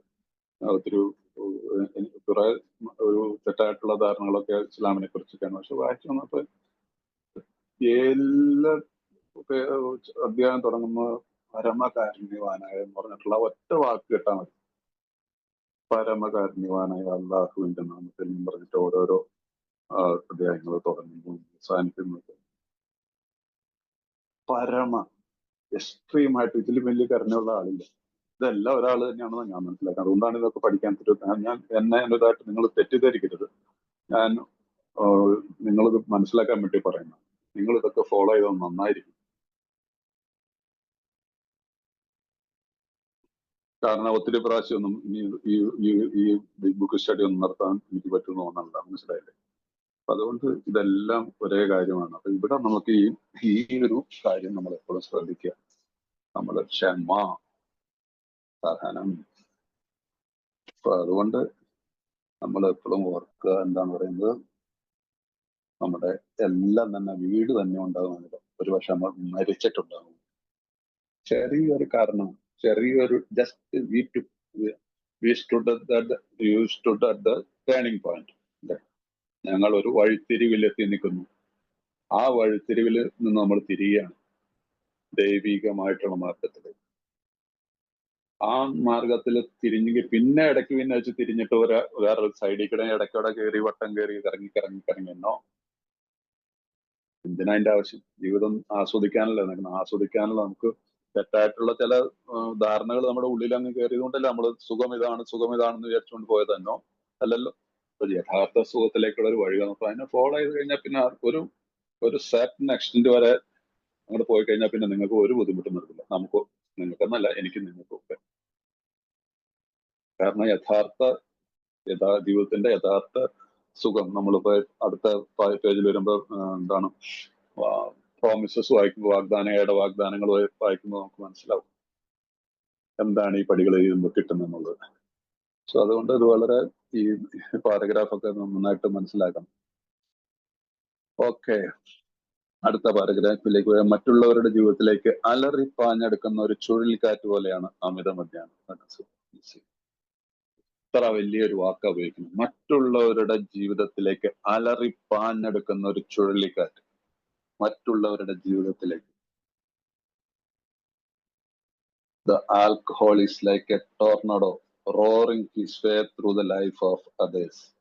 Hearts are broken, sweet relationships are dead, affections have been uprooted, selfish and inconsiderate habits have kept at the home in the turmoil. So we feel a man is unthinking that when he says that sobriety is enough. വളരെ ശ്രദ്ധിക്കണം. നമ്മൾ നശിപ്പിക്കുകയാണ്. അതിന്റെ കൂട്ടത്തിലേക്ക് ഈ സ്വഭാവ ദൂഷ്യങ്ങൾ വെച്ചുകൊണ്ട് ഈ പടികളൊക്കെ ചെയ്തിട്ട് വീണ്ടും ഈ പഴയ സ്വഭാവം വെച്ചുകൊണ്ട് പുനർജനിക്കപ്പെട്ടു എന്ന് ഞാൻ വിശ്വസിക്കുന്ന ഞാൻ വീണ്ടും പഴയ സ്വഭാവം വെച്ചുകൊണ്ട് ഒരു ഹോണസ്റ്റി ഇല്ലാതെയും മറ്റു ഈ അഡിക്ഷനിലേക്കൊക്കെ വീണ്ടും മദ്യപിക്കാതെ ആയിരിക്കും പോകുന്നത്. ചിലർ കുടിക്കുന്നുണ്ടായിരിക്കും, വാട്ടവർ. ഇവിടെ അതൊന്നും പറയുന്നില്ല. ഒരു മദ്യപാനാസക്തൻ, ഞാനൊരു മദ്യപാനാസക്തനാണ്. ഞാൻ ഇന്നത്തെ ദിവസം കുടിച്ചിട്ടില്ല. പക്ഷെ എന്റെ ജീവിതത്തിലെ ഈ പടികളെ വിട്ടിട്ട് ഞാൻ സഞ്ചരിച്ചിട്ടുണ്ടെങ്കിൽ മറ്റുള്ളവരുടെ ജീവിതത്തിലേക്ക് അലറി പാഞ്ഞടിക്കുന്ന ഒരു ചുഴലിക്കാറ്റ്. എത്ര വലിയ ഉദാഹരണം കൊടുത്തിരിക്കുന്നു. നമുക്കറിയാം ചുഴലിക്കാറ്റ് എന്താ സംഭവിക്കുന്നത്. ഹൃദയങ്ങൾ ഭേദിക്കപ്പെടുന്നു, മധുരമേർന്ന ബന്ധങ്ങൾ മരിക്കുന്നു, സ്നേഹബന്ധങ്ങൾ വേരോടെ പിഴുതെറിയപ്പെട്ടു, സ്വാർത്ഥത നിറഞ്ഞതും മറ്റുള്ളവരെ കുറിച്ചും ഒട്ടും ഇല്ലാത്തതുമായ ശീലങ്ങൾ വീടിനെ ആകെ കലങ്ങി മറിഞ്ഞ നിലയിലാക്കിയിട്ടുണ്ടാകും. തനിക്ക് കുടിക്കാതിരിക്കുന്ന അവസ്ഥ മാത്രം മതി എന്ന് ഒരാൾ പറയുമ്പോൾ അയാൾ ഒട്ടും ചിന്തിക്കുന്നേയില്ല എന്നാണ് ഞങ്ങൾക്ക് തോന്നുന്നത്. I am sober. I am sober for 29+ years. And ഇവിടെ ഞാനും എൻ്റെ മുറിയിൽ നിന്ന് നിങ്ങളോട് മീറ്റിങ്ങിലും ഇതെല്ലാം ചെയ്തിട്ട് മീറ്റിംഗ് കഴിഞ്ഞിട്ട് പുറത്തേക്ക് ഇറങ്ങി കഴിയുമ്പോൾ മിണ്ടാതെ ചെന്ന് ടേബിളിൽ നിന്ന് ഫുഡും കഴിച്ചിട്ട് വൈഫിനോട് ചോദിക്കത്ത് പോലുമില്ല കഴിച്ചോ, അല്ലെങ്കിൽ വേണമെങ്കിൽ ഉണ്ടാക്കിയെടുത്ത് വെച്ചോ, ഉണ്ടാക്കി എന്താ വെച്ചേക്കണമെന്ന് വെച്ചാൽ അതിനകത്ത് 4 കുറ്റം പറഞ്ഞു വേണമെങ്കിൽ അതെടുത്ത് എടുത്ത് മെച്ചപ്പുറത്തേക്ക് അമർത്തിയിട്ടിട്ട് വേണ്ട കിടക്കുമെന്നും പറഞ്ഞിട്ട് 4 പേരെയും പറഞ്ഞു കൊണ്ടുപോകുന്ന അത് സോബറിറ്റിയാണ്. എത്ര വലിയ കാര്യങ്ങൾ എഴുതിയിരിക്കുന്നത് നമ്മുടെ റിക്കവറിയിൽ. നമ്മൾ വളരെ ഈ കൊല്ലിങ് എന്താ പറ്റുക? മധുരമയാർന്ന ബന്ധങ്ങൾ മരിക്കുന്നു, സ്നേഹബന്ധങ്ങൾ വേരോടെ പിഴുതെറിയപ്പെടുന്നു, സ്വാർത്ഥത എന്ന് പറയുന്നത് മറ്റുള്ളവരെ കുറിച്ച് ഒട്ടും പരിഗണനയില്ലാത്ത ആ ശീലങ്ങൾ വീടിനെ ആകെ കലങ്ങി മറിഞ്ഞ നിലയിലുണ്ടായിട്ടുണ്ട്. തനിക്ക് കുടിക്കാതിരിക്കുന്ന അവസ്ഥ മാത്രം മതി എന്ന് ഒരാൾ പറയുമ്പോൾ അയാൾ ഒട്ടും ചിന്തിക്കുന്നില്ലാന്ന് എനിക്ക് തോന്നുന്നു. സോ ഇത് ഈ പാവമൊക്കെ ശരിക്കും നമ്മൾ പഠിക്കണം. നിങ്ങളും പഠിക്കണം, നിങ്ങളും മറ്റുള്ളവരോട് പറഞ്ഞു കൊടുക്കണം. അതുകൊണ്ടാണ് ഞാൻ ബുക്കുള്ളവരോടൊക്കെ ഞാൻ പറയാറില്ല, നിങ്ങൾ എടുക്കുന്ന അണ്ടർലൈൻ ചെയ്ത് പോയി കഴിഞ്ഞാൽ ഇത് നിങ്ങൾക്ക് പ്രയോജനപ്പെടും. കാരണം ബിഗ് ബുക്ക് സ്റ്റഡി ചെയ്യാനായിട്ട് വളരെ കുറച്ച് ആളുകൾക്ക് താല്പര്യം ഉണ്ടാവാറുള്ളൂ സാധാരണ. അപ്പൊ അത് കുറെ മാറ്റം വന്നു തുടങ്ങി. അപ്പൊ കുറച്ചൊക്കെ മാറ്റം വന്നു തുടങ്ങിയിട്ടുണ്ട്. പക്ഷെ മുമ്പൊക്കെ ബിഗ് ബുക്ക് സ്റ്റഡി എന്ന് പറയുമ്പോൾ ആൾക്കാർക്ക് ഇതുകൊണ്ട് എന്റെ കാര്യം മീറ്റിങ്ങിലെ വെള്ളമടിച്ച കഥകൾ പറഞ്ഞിരിക്കുന്ന കേൾക്കാനാണെങ്കിൽ ഇഷ്ടം പോലെ ആളുകൾ ഉണ്ടാവും. ഏതെങ്കിലുമൊക്കെ ടോപ്പിക്കിലൊക്കെ ആണെങ്കിൽ. ബിഗ് ബുക്ക് എന്ന് പറഞ്ഞ ഇതിന് നമ്മുടെ പള്ളികളിൽ അറിയാം, എനിക്കും ബിനുവിനൊക്കെ പറയാം. ഞങ്ങളുടെ പള്ളിയിലൊക്കെ വെള്ളിയാഴ്ചയൊക്കെ ചില ധ്യാനമൊന്നും പ്രാർത്ഥന പറഞ്ഞ 10 ആളുണ്ടാവും, 10 ആളുണ്ടാവും, അല്ലെങ്കിൽ 15 ആളുണ്ടാവും. വലിയ ഇടവകയാ, വലിയ ഇടവകയാ. കോട്ടൂർ പള്ളി, പിന്നെ പാവകക്ഷിക്കാരൻ, മത്രകാശി, എല്ലായിടത്തും ഇതാണ് അവസ്ഥ. ആ സമയത്ത് ഏതെങ്കിലും പെരുന്നാളുകൾ എന്നൊക്കെ പറഞ്ഞിട്ട് 2-3 പോത്തിനെയൊക്കെ വെട്ടണമെന്ന് പറഞ്ഞാൽ നാശം, വെള്ളപ്പൊക്കവും ഉന്തം തള്ളും പൈസ ഇടാനും കൈമുത്താനും ഇതിനൊക്കെ ആയിട്ടുള്ള അതാണോ സ്പിരിച്വാലിറ്റി? എന്റെ ഉദാഹരണത്തിന് ഞാനും ബിനുവും ഞങ്ങളുടെ 2 പേരുടെ ഇടവേല കാര്യം പറഞ്ഞതിന് കുഴപ്പമില്ല. നിങ്ങളുടെ ഇടവേക്കാലേ അറിയത്തില്ല, ഇല്ല, ആളില്ല. പക്ഷെ ബിഗ് ബുക്ക് പഠിക്കണം. ഇതുകൊണ്ട് നമ്മുടെ ബിഗ് ബുക്ക് നശിച്ചൊന്നും പോകുന്നില്ല, നിലനിൽക്കൂല. ഇത്രയും വർഷം നിലനിന്നാണ് ഇനിയും നിലനിൽക്കും. ബൈബിൾ നിലനിന്നെങ്കിൽ ബിഗ് ബുക്ക് നിലനിൽക്കും. വിശുദ്ധ ഖുർആൻ നിലനിന്നെങ്കിൽ ഇതും നിലനിൽക്കും. ഗീതയോ ഉപനിഷത്തും വേദങ്ങളും നിലനിന്നുവെങ്കിൽ ഇതും നിലനിൽക്കും. നമുക്ക് വേണ്ടിയിട്ട് ദൈവത്താൽ ഉണ്ടാക്കിപ്പെട്ടിട്ടുള്ള ബുക്കാണത്. നമ്മളെ കുറിച്ചാണ് എഴുതിയിരിക്കുന്നത്, അല്ലാതെ മറ്റുള്ളവരെ കുറിച്ചൊന്നുമില്ല. സാധാരണ ജനങ്ങൾക്ക് വേണ്ടിയിട്ട് എഴുതിയിട്ടുള്ളതല്ല. അമിത മദ്യപാനാസക്തർക്ക് ഒരു ചികിത്സയും ഇതുവരെ ഇല്ലാത്ത, കൊടുങ്കാറ്റിൽ നിന്ന് രക്ഷപ്പെടുന്നതിനുള്ള തുരങ്കത്തിൽ നിന്നും പുറത്തേക്ക് വന്ന് തകർന്നു തരിപ്പണമായ തന്റെ വീട് കാണുന്ന ഒരു കർഷകനെ പോലാണ് ഭാര്യയുടെ അയാളായി പറയുന്നു. ഇവിടെ സംഭവിച്ച കാര്യങ്ങളൊന്നും കാണേണ്ട എന്റെ പറഞ്ഞവരെ, കൊടുങ്കാറ്റ് നിന്നു, അതിനാൽ അത് തന്നെ വലിയൊരു കാര്യമല്ലേ. അപ്പൊ ഇവിടെ കൊടുങ്കാറ്റിൽ നിന്ന് രക്ഷപ്പെടുന്നുള്ള തുരങ്കത്തിൽ നിന്നും പുറത്തേക്ക് വന്ന് തകർന്നരിപ്പണമായ തന്റെ വീട് നടക്കുന്ന ഒരു കർഷകനെ പോലെയാണ് അല്ല അയാൾ പറയുന്ന. ആ ഭാര്യയോട് വന്ന് എല്ലാം പോയി എന്നാലും എന്താണ് കൊടുങ്കാറ്റ് നിന്നല്ലോ എന്നുള്ളത്. ഇംഗ്ലീഷിലും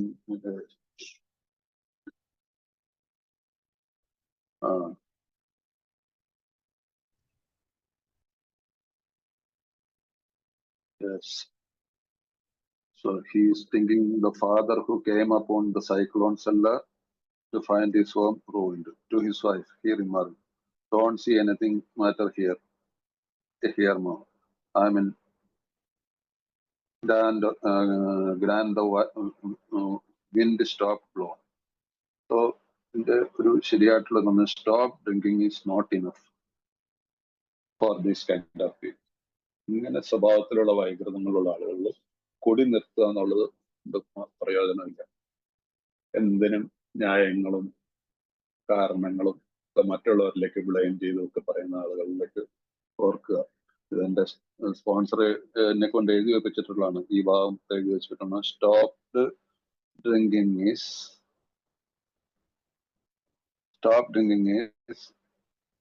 enough for this kind of people. അതുകൊണ്ടാണ് എന്താണ് we feel a man is unthinking when he says that sobriety is enough.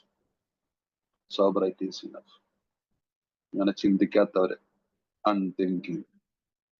അപ്പൊ അതുകൊണ്ട് നമുക്ക് ഈ സോബറൈറ്റി എന്ന് പറയുന്നതിന്റെ ശരിയായിട്ടുള്ള അർത്ഥം മനസ്സിലാക്കണമെങ്കിൽ നമ്മൾ ഇത് പഠിച്ച് തന്നെ പോകണം. സമയമുണ്ടല്ലോ അല്ലേ? യെസ്, അതെ. വളരെ ദീർഘകാലമായ കാലം പുനർനിർമ്മാണത്തിന് വേണ്ടി മുൻപിലുണ്ട്. അതിന് നാം മുൻകൈ എടുക്കണം. നമ്മൾ ഖേദിക്കുന്നു എന്ന ശോകാർദ്രമായ പെരുകുറുക്കൽ കൊണ്ട് മാത്രം കാര്യമായില്ല. നമ്മൾ പറഞ്ഞില്ലേ, ഈ ഖേദിക്കുന്നു അല്ലെങ്കിൽ അതുകൊണ്ട് കാര്യമായില്ല. നാം കുടുംബാംഗങ്ങളോട് ഒത്തിരുന്ന് തുറന്ന മനസ്സോടെ നാം ഇപ്പോൾ കാണുന്ന തരത്തിൽ കഴിഞ്ഞ കാലം വിലയിരുത്തണം. അവരെ ഒട്ടും കുറ്റപ്പെടുത്താതിരിക്കാൻ നാം ശ്രമിക്കണം. അവരുടെ കുറവുകൾ ഒരുപക്ഷെ കൂടുതൽ തെളിഞ്ഞു വരാം. പക്ഷേ നമ്മുടെ തന്നെ പ്രവൃത്തി തന്നെയാണ് അതിന് ഭാഗികമായി ഉത്തരമായിരിക്കുന്നതിനാണ് സാധ്യത. അതുകൊണ്ട് നമ്മൾ കുടുംബത്തോടൊപ്പം വീട് വൃത്തിയാക്കുന്നു.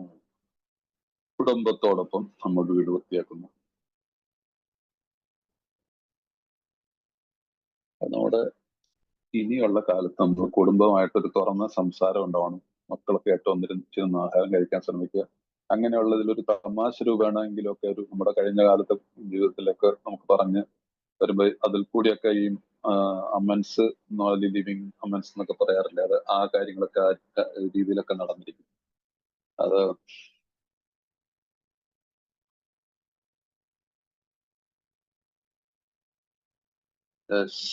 yes, there is a long period of reconstruction ahead. We must take the lead. നമ്മളാണ് അതിന് മുൻകൈ എടുക്കേണ്ടത്. റീകൺസ്ട്രക്ഷൻ, വിൽസൺ നല്ല കുറെ വാക്കുകൾ ഉപയോഗിച്ചിട്ടുള്ളതാണ്. റീകൺസ്ട്രക്ഷൻ, റീസ്റ്റോർ, റീബോൺ, റീബിൽഡ്, വാക്കുകളൊക്കെ നല്ല ലളിതമായിട്ടുള്ള രീതിയിൽ ഏതാണ്ട് ഒരേ അർത്ഥമുള്ള വാക്കുകളൊക്കെയാണ്. പക്ഷെ അത് നല്ല രീതിയിലാണ് അദ്ദേഹം ഉപയോഗിച്ചിരിക്കുന്നത്.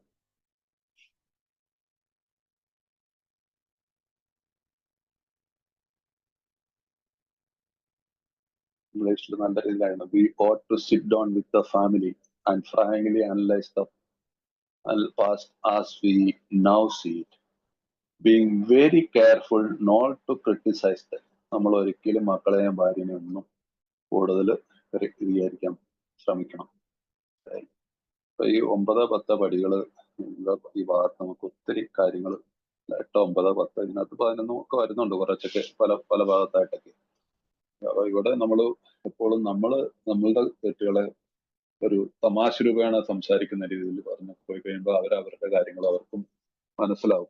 കാരണം ഇവിടെ ആ ഒരു അന്തരീക്ഷം മാറുകയാണ്, മനസ്സിലായില്ലേ? നമ്മൾ ആരെയും കുറ്റപ്പെടുത്തുന്നില്ല. അപ്പൊ അതുകൊണ്ട് പിന്നെ പറയുന്ന നമ്മുടെ പ്രഭാത ധ്യാനങ്ങളിൽ ക്ഷമയ്ക്കും സഹിഷ്ണുതയ്ക്കും ദയയ്ക്കും സ്നേഹത്തിനുള്ള മാർഗം കാണിച്ചു തരുന്നതിനായി ദൈവത്തോട് പ്രാർത്ഥിക്കുന്നു. നമ്മുടെ പ്രഭാത ധ്യാനങ്ങളിൽ ഇതിന് ഒരു 11th സ്റ്റെപ്പിന്റെ ഒരു പ്രയറായിട്ട് പറയാറുണ്ട്. നമ്മുടെ പ്രഭാത ധ്യാനങ്ങളിൽ നമ്മൾ പ്രാർത്ഥിക്കാണ്, ദൈവമേ എനിക്ക് ക്ഷമയ്ക്കും സഹിഷ്ണുതയ്ക്കും ദയയ്ക്കും സ്നേഹത്തിനുള്ള മാർഗം തരുന്നതിന് ഞാൻ അപേക്ഷിക്കുന്നുവെന്ന് ദൈവത്തോട് പ്രാർത്ഥിക്കുന്ന ആ രീതിയിൽ പ്രയത്നം എടുത്തു കഴിഞ്ഞാൽ പ്രാർത്ഥിക്കുന്നു. അതേപോലെ തന്നെ നമ്മുടെ ക്ഷമയ്ക്കും സഹിഷ്ണുതയ്ക്കും ദയയ്ക്കും സ്നേഹത്തിനും ടു എവരി വൺ എന്റെ സ്പോൺസർ ചെയ്തിട്ടുണ്ട്. എവരി വൺ, എല്ലാവരോടും. ഒരാളോട് പോലും എന്റെ ജീവിതത്തിൽ ഇനി യാതൊരു വിദ്വേഷം പറയുകയൊന്നുമില്ല. എല്ലാവരോടും സ്നേഹം.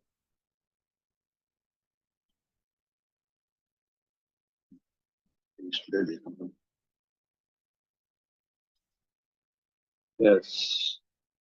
So we clean house with the family, asking each morning in the meditation that our creator, C capital ആണ് അഥവാ God, show us the way of patience, tolerance, kindness and love to everybody എന്ന് നിങ്ങൾ എഴുതി ചേർത്ത് വെച്ചാൽ ഇംഗ്ലീഷിലുള്ളവരാണ് ഇംഗ്ലീഷിൽ, അല്ലെങ്കിൽ മലയാളത്തിലുള്ളവർ എല്ലാവരോടും എഴുതി ചേർത്ത് കഴിഞ്ഞാൽ നല്ലതായിരിക്കും. അതൊരു സജഷൻ മാത്രമാണ്. ഞാൻ അടുത്ത ഭാഗത്തേക്ക് വരാം. ആത്മീയ ജീവിതം എന്ന് പറയുന്ന ഒരു തത്വമല്ല, അത് നാം ജീവിച്ചറിയേണ്ട ഒന്നാണ്. ആരുടെയെങ്കിലും കുടുംബാംഗങ്ങൾ ആത്മീയ തത്വങ്ങൾ അധിഷ്ഠിതമായ ഒരു ജീവിതം നയിക്കുന്നുള്ള ആഗ്രഹം പ്രകടിപ്പിക്കുന്നില്ലെങ്കിൽ അവരെ അതിന് നിർബന്ധിക്കരുതെന്നാണ് തോന്നുന്നത്.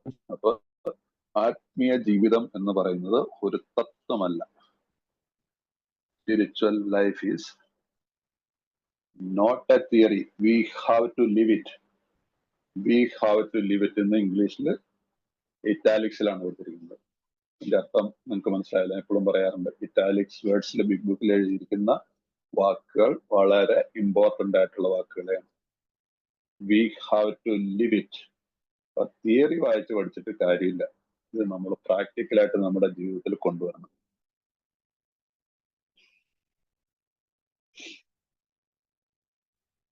ആരുടെയും നമ്മുടെയൊക്കെ കുടുംബങ്ങൾ ആത്മീയതത്തിൽ അധിഷ്ഠിതമായ ഒരു ജീവിതം നയിക്കാനുള്ള ആഗ്രഹം പ്രകടിപ്പിക്കുന്നില്ല അവര്. നമ്മൾ കുറെ വർഷങ്ങൾക്ക് ശേഷം ഇപ്പൊ നമ്മുടെ ടീനേജ് ഒക്കെ കഴിഞ്ഞ പിള്ളേരൊക്കെയാണെങ്കിൽ അവർക്ക് പ്രാർത്ഥിക്കാനും മോർണിംഗിൽ പ്രാർത്ഥിക്കാനോ അല്ലെങ്കിൽ വൈകിട്ട് പ്രാർത്ഥിക്കണമെന്നോ അല്ലെങ്കിൽ മോനെ പോകുന്നതിന് മുമ്പ് ഒന്നും ഒരു മിനിറ്റ് പ്രാർത്ഥിച്ചിട്ട് പോകണമെന്നൊക്കെ അന്നേരമൊക്കെ അവർ കേൾക്കും. അത് ചിലപ്പോ രാവിലെ നമ്മൾ നോക്കുമ്പോൾ ആശാൻ ബുക്കും പുസ്തകമൊക്കെ എടുത്ത് ഹോണ്ടൊക്കെ ഇട്ടുകൊണ്ട് പുള്ളി അങ്ങ് ഇറങ്ങി പോകും. പ്രാർത്ഥിച്ച് കാണാറില്ല. അപ്പൊ നമ്മളത് വാച്ച് ചെയ്യുന്നുണ്ടാവും. അപ്പൊ അങ്ങനെയുള്ളവരോട് നമ്മൾ ഫോഴ്സ് ചെയ്യേണ്ട ആവശ്യമില്ല എന്നാണ് നമ്മുടെ ബുക്ക് പറയുന്നത്. അതുകൊണ്ട് അവരോട് നിർബന്ധിക്കുന്നതെന്നാണ് തോന്നുന്നത്. അത് ഓരോരുത്തരുടെയും സാഹചര്യം അനുസരിച്ച് നമുക്ക് ചെയ്യാം. ചിലപ്പോൾ ചില കുട്ടികൾക്ക് അനുസരണമുള്ള കുട്ടികളാണ്, അത് ചിലപ്പോൾ മറന്നു പോയിട്ടാണെങ്കിൽ പറയാ ചേട്ടാ ഒരു 2 മിനിറ്റ് നേരത്തെ ഉണ്ടെന്ന് എനിക്ക് പോകാൻ പ്രാർത്ഥിച്ചിട്ട് പോയിക്കൂടെ എന്നൊക്കെ പറയുമ്പോൾ ചില കുട്ടികൾ സാധാരണഗതിയിൽ ഒരു മാറ്റം ഉണ്ടാവും. കാരണം ദൈവമല്ലേ ഇതിന്റെ ഇടയ്ക്കൊക്കെ പ്രവർത്തിക്കുന്നത്. ചിലരുടെ കയ്യിൽ അത് ഉണ്ടാവില്ല. അപ്പൊ അതിന് നമ്മൾ അതിനാണല്ലോ ഈ നമുക്ക് മാറ്റുവാൻ പറ്റാത്തവയെ മാറ്റുവാനുള്ള ആ ഒരു ധൈര്യം, അല്ല മാറ്റുവാനുള്ള അംഗീകരിക്കാനായിട്ടുള്ള കഴിവ്, അല്ലെ? മാറ്റുവാൻ പറ്റാത്തവയെ സ്വീകരിക്കുവാനുള്ള. അപ്പൊ എനിക്ക് മാറ്റുവാൻ പറ്റാത്ത എന്റെ മകനെ അല്ലെങ്കിൽ എന്റെ ഭാര്യയെ I can accept as there as. അവരെങ്ങനെയാണ് ആ രൂപത്തിൽ അക്സെപ്റ്റ് ചെയ്യുന്നത്. കാരണം ഞാൻ ഐ സ്റ്റോപ്പ് ഫൈറ്റിംഗ്. അപ്പൊ അതുകൊണ്ട് ഈ കാര്യം ശ്രദ്ധിച്ചു കഴിഞ്ഞാൽ നന്നായിരിക്കും. കാരണം നമ്മൾ എപ്പോഴും പ്രതീക്ഷ വെക്കണം, നമ്മുടെ ജീവിതത്തിൽ, എന്റെ ജീവിതത്തിൽ ദൈവത്തിന്റെ ഇടപെടൽ ഉണ്ടാവും എന്നുള്ള ഒരു വിശ്വാസം ഉണ്ടായിരിക്കണം. ആത്മീയ കാര്യങ്ങളെ കുറിച്ച് നാം അവരോട് നിരന്തരമായി പറഞ്ഞുകൊണ്ടിരിക്കരുത്. സമയമാകുമ്പോൾ അവർ മാറിക്കൊള്ളും. അപ്പൊ അതുകൊണ്ട് ഏത് നേരം വൈകുന്നേരം പ്രാർത്ഥിക്കുക, രാവിലെ പ്രാർത്ഥിക്കുക, അപ്പടി ഇപ്പടി എന്ന് പറഞ്ഞിട്ട് പള്ളിയിൽ പോകുന്നു പറഞ്ഞിട്ട് നമ്മളൊരു മാതൃകയായിട്ട് മാറുക. നമ്മൾ പ്രാർത്ഥിക്കുക, നമ്മൾ ക്ഷേത്രത്തിൽ പോവുക, നമ്മൾ പള്ളിയിൽ പോവുക. ഇങ്ങനെ വരുമ്പോൾ ആ മാറ്റം നമ്മുടെ വീട്ടിലുണ്ടാവും, സാധാരണതയിലുണ്ടാവും. അപ്പൊ അതുകൊണ്ട് അത് ആ ഒരു വിശ്വാസം ചിന്തിക്കുക. 10-20 വർഷക്കാലം നിരന്തരമായ കുടി ആരുടെയും കാര്യത്തിൽ അവിശ്വാസമുള്ള ഒരാൾക്ക് എന്ന കാര്യം നാം ഓർക്കണം. അവിടെ 3-2 വർഷം അല്ലെങ്കിൽ 6 മാസം മദ്യപാനം നിർത്തിയിട്ടായിട്ടുള്ള അപ്പോഴേക്കും ഈ അവര് 10-15-20 വർഷമായിട്ട് അനുഭവിച്ച പീഡകളിൽ നിന്ന് പെട്ടെന്നൊരു റിസൾട്ട് പ്രതീക്ഷിക്കാൻ നമുക്ക് പാടില്ല. Total surrender. ദൈവിൽ 3-ാമത്തെ പടിയുടെ പ്രാർത്ഥനയുടെ അവസാന വാക്ക്, എന്റെ ഇഷ്ടമല്ല അവിടുത്തെ ഇഷ്ടം പോലെ എനിക്ക് ഭവിക്കണമെന്നുള്ള പ്രാർത്ഥന. ഈ പ്രാർത്ഥന മാത്രമെങ്കിലും പ്രാർത്ഥിക്കുക. എന്നും നിങ്ങൾ ഇതൊന്ന് പ്രാർത്ഥിച്ചു, ഈ ഒരു വാക്ക് പ്രാർത്ഥിച്ചാൽ മതി. പ്രാർത്ഥിക്കാനൊക്കെ മടിയോ അല്ലെങ്കിൽ ശീലമില്ലാത്തവർ ഇത്രയും പ്രാർത്ഥിക്കുന്നതിന് ബുദ്ധിമുട്ട്. രാവിലെ എണീറ്റിട്ട് ഭഗവാനെ, ദൈവമേ, അല്ലാഹുവേ, എന്റെ ഇഷ്ടമല്ല അവിടുത്തെ ഇഷ്ടം പോലെ എനിക്ക് ഭവിക്കണമെന്ന് ഇത്രയും പറഞ്ഞാൽ മതി. കിടക്കുന്നതിന് മുമ്പ് ഇത് തന്നെ പറഞ്ഞാൽ മതി. പ്രാർത്ഥിക്കണം. ഞാൻ നിങ്ങളോട് നിർദ്ദേശിക്കാനുള്ള ഈ ഭാഗത്തൊക്കെ വരുമെന്ന് പറഞ്ഞാൽ ഇപ്പോഴത്തേക്കും നമുക്ക് പ്രാർത്ഥനയോട് നല്ലൊരു ഡീപ്പായിട്ടുള്ള റിലേഷൻ ഉണ്ടാവണം. എന്നും ഒരു ദിവസം പോലും രാവിലെ ഇപ്പൊ നമ്മൾ മുമ്പിലത്തെ പറയുക, രാവിലെ ഉണരുമ്പോൾ രാവിലെ നമ്മൾ കുടുംബത്തോടൊപ്പം പ്രാർത്ഥിക്കണമെന്ന് പറയുന്നുണ്ടല്ലേ. അതുപോലെ തന്നെ വൈകിട്ടും ഇപ്പോൾ കിടക്കുന്നതിന് മുമ്പ് നമുക്ക് പ്രാർത്ഥിക്കണം. ഇന്നത്തെ ഇൻവെന്ററി എടുത്തതിന് ശേഷം നമുക്ക് വീണ്ടും ദൈവത്തിന് നന്ദി പറഞ്ഞുകൊണ്ട് നമുക്ക് ഉറങ്ങാൻ പോകണം. രാവിലെ എഴുന്നേൽക്കുമ്പോൾ ദൈവത്തോട് നന്ദി പറഞ്ഞുകൊണ്ട്, ഞാൻ പറയില്ല, 24 മണിക്കൂറിലെ ഒരു 2 മിനിറ്റ് 3 മിനിറ്റ് നമുക്ക് ദൈവത്തിന് കൊടുത്തുകൂടെ? ബാക്കിയുള്ള സമയത്ത് പണം ഉണ്ടാക്കാനും മറ്റു പല കാര്യങ്ങൾക്കും എല്ലാം ഓടിക്കോളും. ഒരു 2-3 മിനിറ്റ്സ്. ഞാനിതൊന്നും ചെയ്യില്ലാത്ത ഒരാളായിരുന്നു. അല്ലേ? പ്രാർത്ഥിക്കാനും സമയം ഉണ്ടാകുന്നില്ല. പള്ളിയിൽ പോയാലും ഞാൻ പള്ളിയിലൊന്നും ആയിരുന്നില്ല. മനസ്സിലായില്ല. അപ്പൊ അങ്ങനെ ജീവിച്ചിട്ട് പക്ഷെ നമ്മൾ ശീലങ്ങൾ ഇന്ന് പ്രാർത്ഥനയുടെ ശീലമായിട്ട് മാറി. പ്രാർത്ഥിക്കാതെ കിടന്നുറങ്ങാൻ പറ്റത്തില്ല, രാവിലെ എഴുന്നേറ്റ് പ്രാർത്ഥിക്കും. ലളിതമായിട്ടുള്ള കാര്യങ്ങളോട് ചില ദിവസം ദീർഘമായിട്ട് പ്രാർത്ഥിക്കുക, അത് ഓരോരോ ദിവസത്തെ രീതി അനുസരിച്ച്, പക്ഷെ പ്രാർത്ഥിക്കും. അത് നമ്മളുടെ ഏത് മതത്തിലാണെങ്കിലും ഇത് പറഞ്ഞിട്ടുള്ളതാണ്. പോരാത്തതിന് ഇപ്പൊ ഈ എഴുതി വെച്ചിരിക്കുന്ന ആളൊക്കെ എന്തായിരുന്നു, അഗ്നോസ്റ്റിക് ആയിരുന്നു അല്ലെ? ബിൽ വിൽസൺ ഒരു അഗ്നോസ്റ്റിക് ആയിരുന്നു. അവസാന ഇദ്ദേഹം ഈ പ്രാർത്ഥനകളൊക്കെ കമ്പോസ് ചെയ്തിരിക്കുന്നു.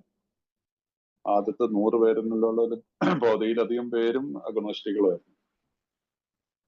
ബിലീവേഴ്സ് ആയിട്ട് വന്നവര് ഈ ഓക്സ്ഫോർഡ് ഗ്രൂപ്പിൽ നിന്ന് വന്നിട്ടുള്ള പല പേരേ ഉള്ളൂ, അല്ലാത്തവരൊക്കെ അഗ്നോസ്റ്റിക്സുകളായിരുന്നു, അജ്ഞേയവാദികളായിരുന്നു, നിരീശ്വരവാദികൾ കുറച്ചു പേരുണ്ടായിരുന്നു. അപ്പൊ ഈ പ്രാർത്ഥന ഒരു ശീലാക്കുക, ഇതാണ് ഇതിൽ നിന്ന് മനസ്സിലാക്കാനുള്ളത്. ഈ 10-20 വർഷത്തെ കാലത്തെ കൊണ്ട് അവർക്ക് നമ്മളെ കുറിച്ചുള്ള വിശ്വാസമൊക്കെ പോയിട്ടുണ്ടാവും. അതുകൊണ്ട് അതൊക്കെ നമ്മൾ ഓർക്കണം. അതുകൊണ്ട് അതിന്റെ അർത്ഥം എന്ന് പറഞ്ഞാൽ നമ്മൾ ക്ഷമിക്കുക, സ്നേഹം കാണിക്കുക, മനസ്സിലായില്ലേ? ക്ഷമിക്കുക, കാത്തിരിക്കുക, ദൈവത്തിന് വിട്ടുകൊടുക്കുക. ദൈവമേ, എന്റെ മക്കളുടെ ജീവിതത്തിൽ പ്രാർത്ഥന, എന്റെ ഭാര്യയുടെ ജീവിതത്തിൽ ചിലപ്പോൾ ഭാര്യമാർക്ക് പോലും വലിയ പ്രാർത്ഥനയും കാര്യങ്ങളൊന്നും ഉണ്ടാവും. Don't worry.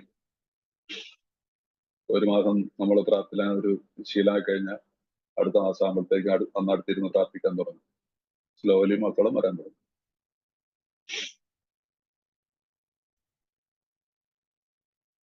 അല്ലാതെ വേറെ വഴിയില്ല, മനസ്സിലായില്ല? നമ്മൾ വിചാരിക്കുന്ന മാതിരി കാര്യങ്ങൾ നടക്കത്തില്ല, അത് മനസ്സിലാക്കും.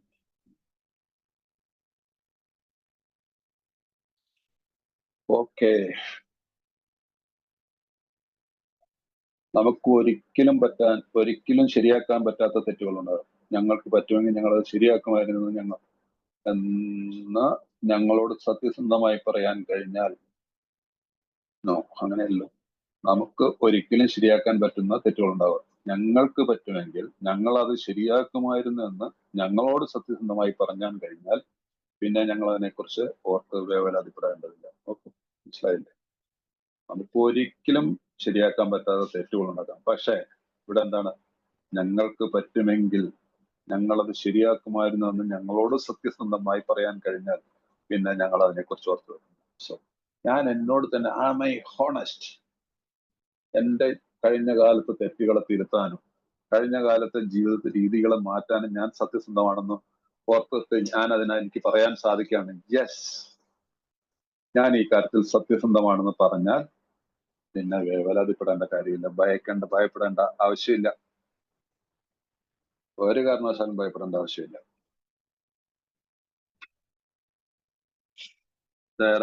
There may be some wrongs we can never fully right. We don't worry about them if we can honestly say to ourselves that we could write them if we could. So we would write them if we could. Some people cannot be seen. We send them a honest letter. പരിഹാര പ്രക്രിയയുടെ ഭാഗത്താണല്ലോ അപ്പൊ നിൽക്കുന്ന അതിനകത്ത് എന്താണ്, yes, നമുക്ക് നമ്മുടെ list 8-9 പടിയുടെ ഭാഗത്ത് കൂടിയാണെന്ന് അറിയാലോ.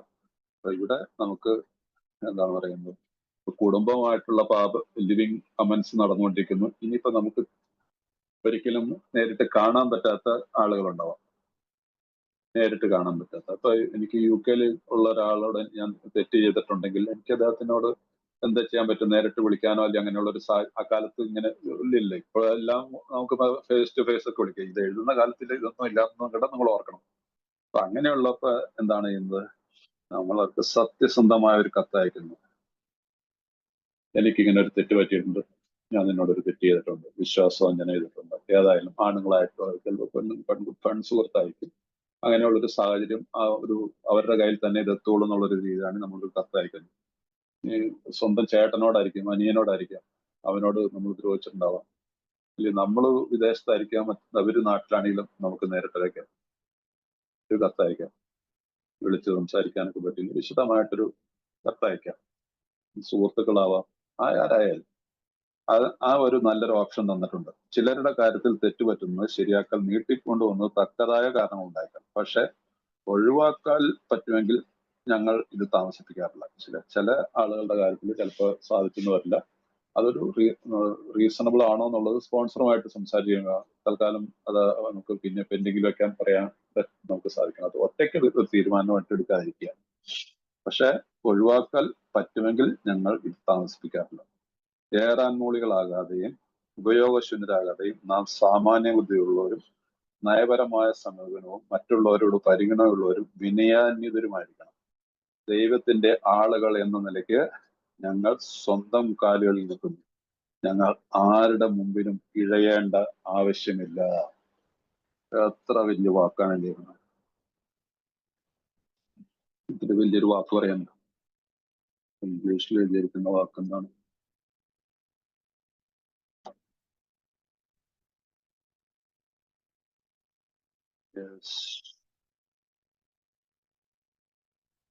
Yes, as God's people, we stand on our feet. We don't crawl before anyone. നമ്മൾ ആരുടെ മുമ്പിൽ ഇഴയേണ്ടി വരില്ല. എപ്പോഴാണ് നമുക്ക് ഇഴയേണ്ടി വരുന്നത്, തലവനിക്കേണ്ടി വരുന്നത്? നമ്മൾക്ക് ഒരാളെ കാണുമ്പോൾ ഒരു കുറ്റബോധം തോന്നുന്നത്, ഒരാളെ കുറിച്ച് ചിന്തിക്കുമ്പോൾ എനിക്ക് എന്നോട് തന്നെ ഒരു പുച്ഛം തോന്നുന്നത്. ഈ രീതിയിൽ ജീവിച്ചാൽ സത്യസന്ധനാണെങ്കിൽ, നിങ്ങളുടെ ഇന്റൻഷൻസ് സത്യസന്ധനാണെങ്കിൽ, നിങ്ങളെ കുറിച്ച് ആരെന്ത് വേണമെങ്കിലും പറഞ്ഞോട്ടെ. നമ്മുടെ ഉള്ളിൽ മുമ്പ് വായിച്ചില്ലേ, എന്താണ് നമുക്ക് ഒരിക്കലും ശരിയാക്കാൻ പറ്റുന്ന തെറ്റുണ്ട്. ഞങ്ങൾക്ക് പറ്റുമെങ്കിൽ ഞങ്ങളത് ശരിയാക്കുമായിരുന്നു. ഞങ്ങളോട് സത്യസന്ധമായി പറയാൻ കഴിഞ്ഞാൽ ഞങ്ങൾ അതിനെ കുറിച്ച് വില. ഈ വാക്ക് വളരെ ഇമ്പോർട്ടന്റ് ആണ്. അതുകൊണ്ട് മറ്റുള്ളവരുടെ അപ്രൂവൽ നമുക്ക് ആവശ്യമില്ല. ഞാൻ എന്തെങ്കിലും എന്റെ ഭാഗത്തുനിന്ന് ഒരു തെറ്റ് പറ്റിയിട്ടുണ്ടെങ്കിൽ അത് തിരുത്താൻ ഞാൻ സജ്ജനാണോ സന്നദ്ധനാണോ എന്നുള്ളതാണ് എനിക്ക് ചോദിക്കേണ്ടത്. Yes, I am ready. ഞാൻ അതിനെ തിരുത്താൻ സന്നദ്ധനാണെങ്കിൽ പിന്നെ ഒരുത്തരെയും ഭയപ്പെടേണ്ട കാര്യമില്ല. അങ്ങനെയുള്ള ഒരു വ്യക്തിക്ക് ആരുടെ മുമ്പിലും തല ഉരിക്കേണ്ടി വരത്തില്ല. എവിടെയും തല പിടിച്ചു നടക്കില്ല. ആരെയും കാണുമ്പോൾ ഒളിച്ചോടേണ്ടി വരത്തില്ല. ആരെയും കയറുമ്പോൾ പമ്മിയിരിക്കേണ്ടി വരത്തില്ല. ആരെങ്കിലും കാണുമ്പോൾ മീറ്റിംഗിൽ നിന്ന് ഇറങ്ങി ഓടേണ്ടി വരത്തില്ല. മീറ്റിംഗിൽ എന്ന് പറഞ്ഞാൽ അതൊരു ചിലർക്ക് അങ്ങനെ സംഭവിച്ചിട്ടുണ്ടാവും. എന്റെ ജീവിതത്തിൽ അങ്ങനെ പലരും ഞാൻ ഒരിക്കലും എല്ലാത്തിനും നേരിട്ടിട്ടുള്ളൂ. എല്ലാവരോടും തുറന്ന കാര്യങ്ങൾ സംസാരിച്ചിട്ടുള്ളൂ. എന്നെ ഭയപ്പെടുന്ന സത്യസന്ധത എന്നുള്ളതാണ് ഏതൊരു മദ്യപാനിയുടെയും എന്റെയും നിങ്ങളുടെ എല്ലാം ബേസ്. ആ ബേസ് കറക്റ്റ് ആയിട്ട് നമ്മൾ ഒരു ബിൽഡപ്പ് ചെയ്തുകൊണ്ട് വരികയാണെങ്കിൽ ഒരിക്കലും ഭയപ്പെടേണ്ട ആവശ്യമില്ല. ദൈവം അതിൻ്റെതായിട്ടുള്ള സമയത്ത് നമ്മുടെ പ്രശ്നങ്ങൾക്കൊക്കെ പരിഹാരങ്ങൾ കണ്ടു. അതുകൊണ്ട് നമുക്ക് ആരുടെയും മുമ്പിൽ ഇഴയേണ്ട ആവശ്യമില്ല. അപ്പൊ യെസ്, ഇനിയുള്ളത് നമ്മുടെ 9ാമത്തെ പടിയിലുള്ള ഈ പരിഹാരങ്ങളൊക്കെ ചെയ്തു കഴിയുമ്പോൾ നമുക്ക് കിട്ടുന്ന വാഗ്ദാനങ്ങളിലേക്കാണ് നമ്മൾ വരുന്നത്. അപ്പൊ അത് നമുക്ക് അടുത്ത ആഴ്ച എടുക്കാല്ല.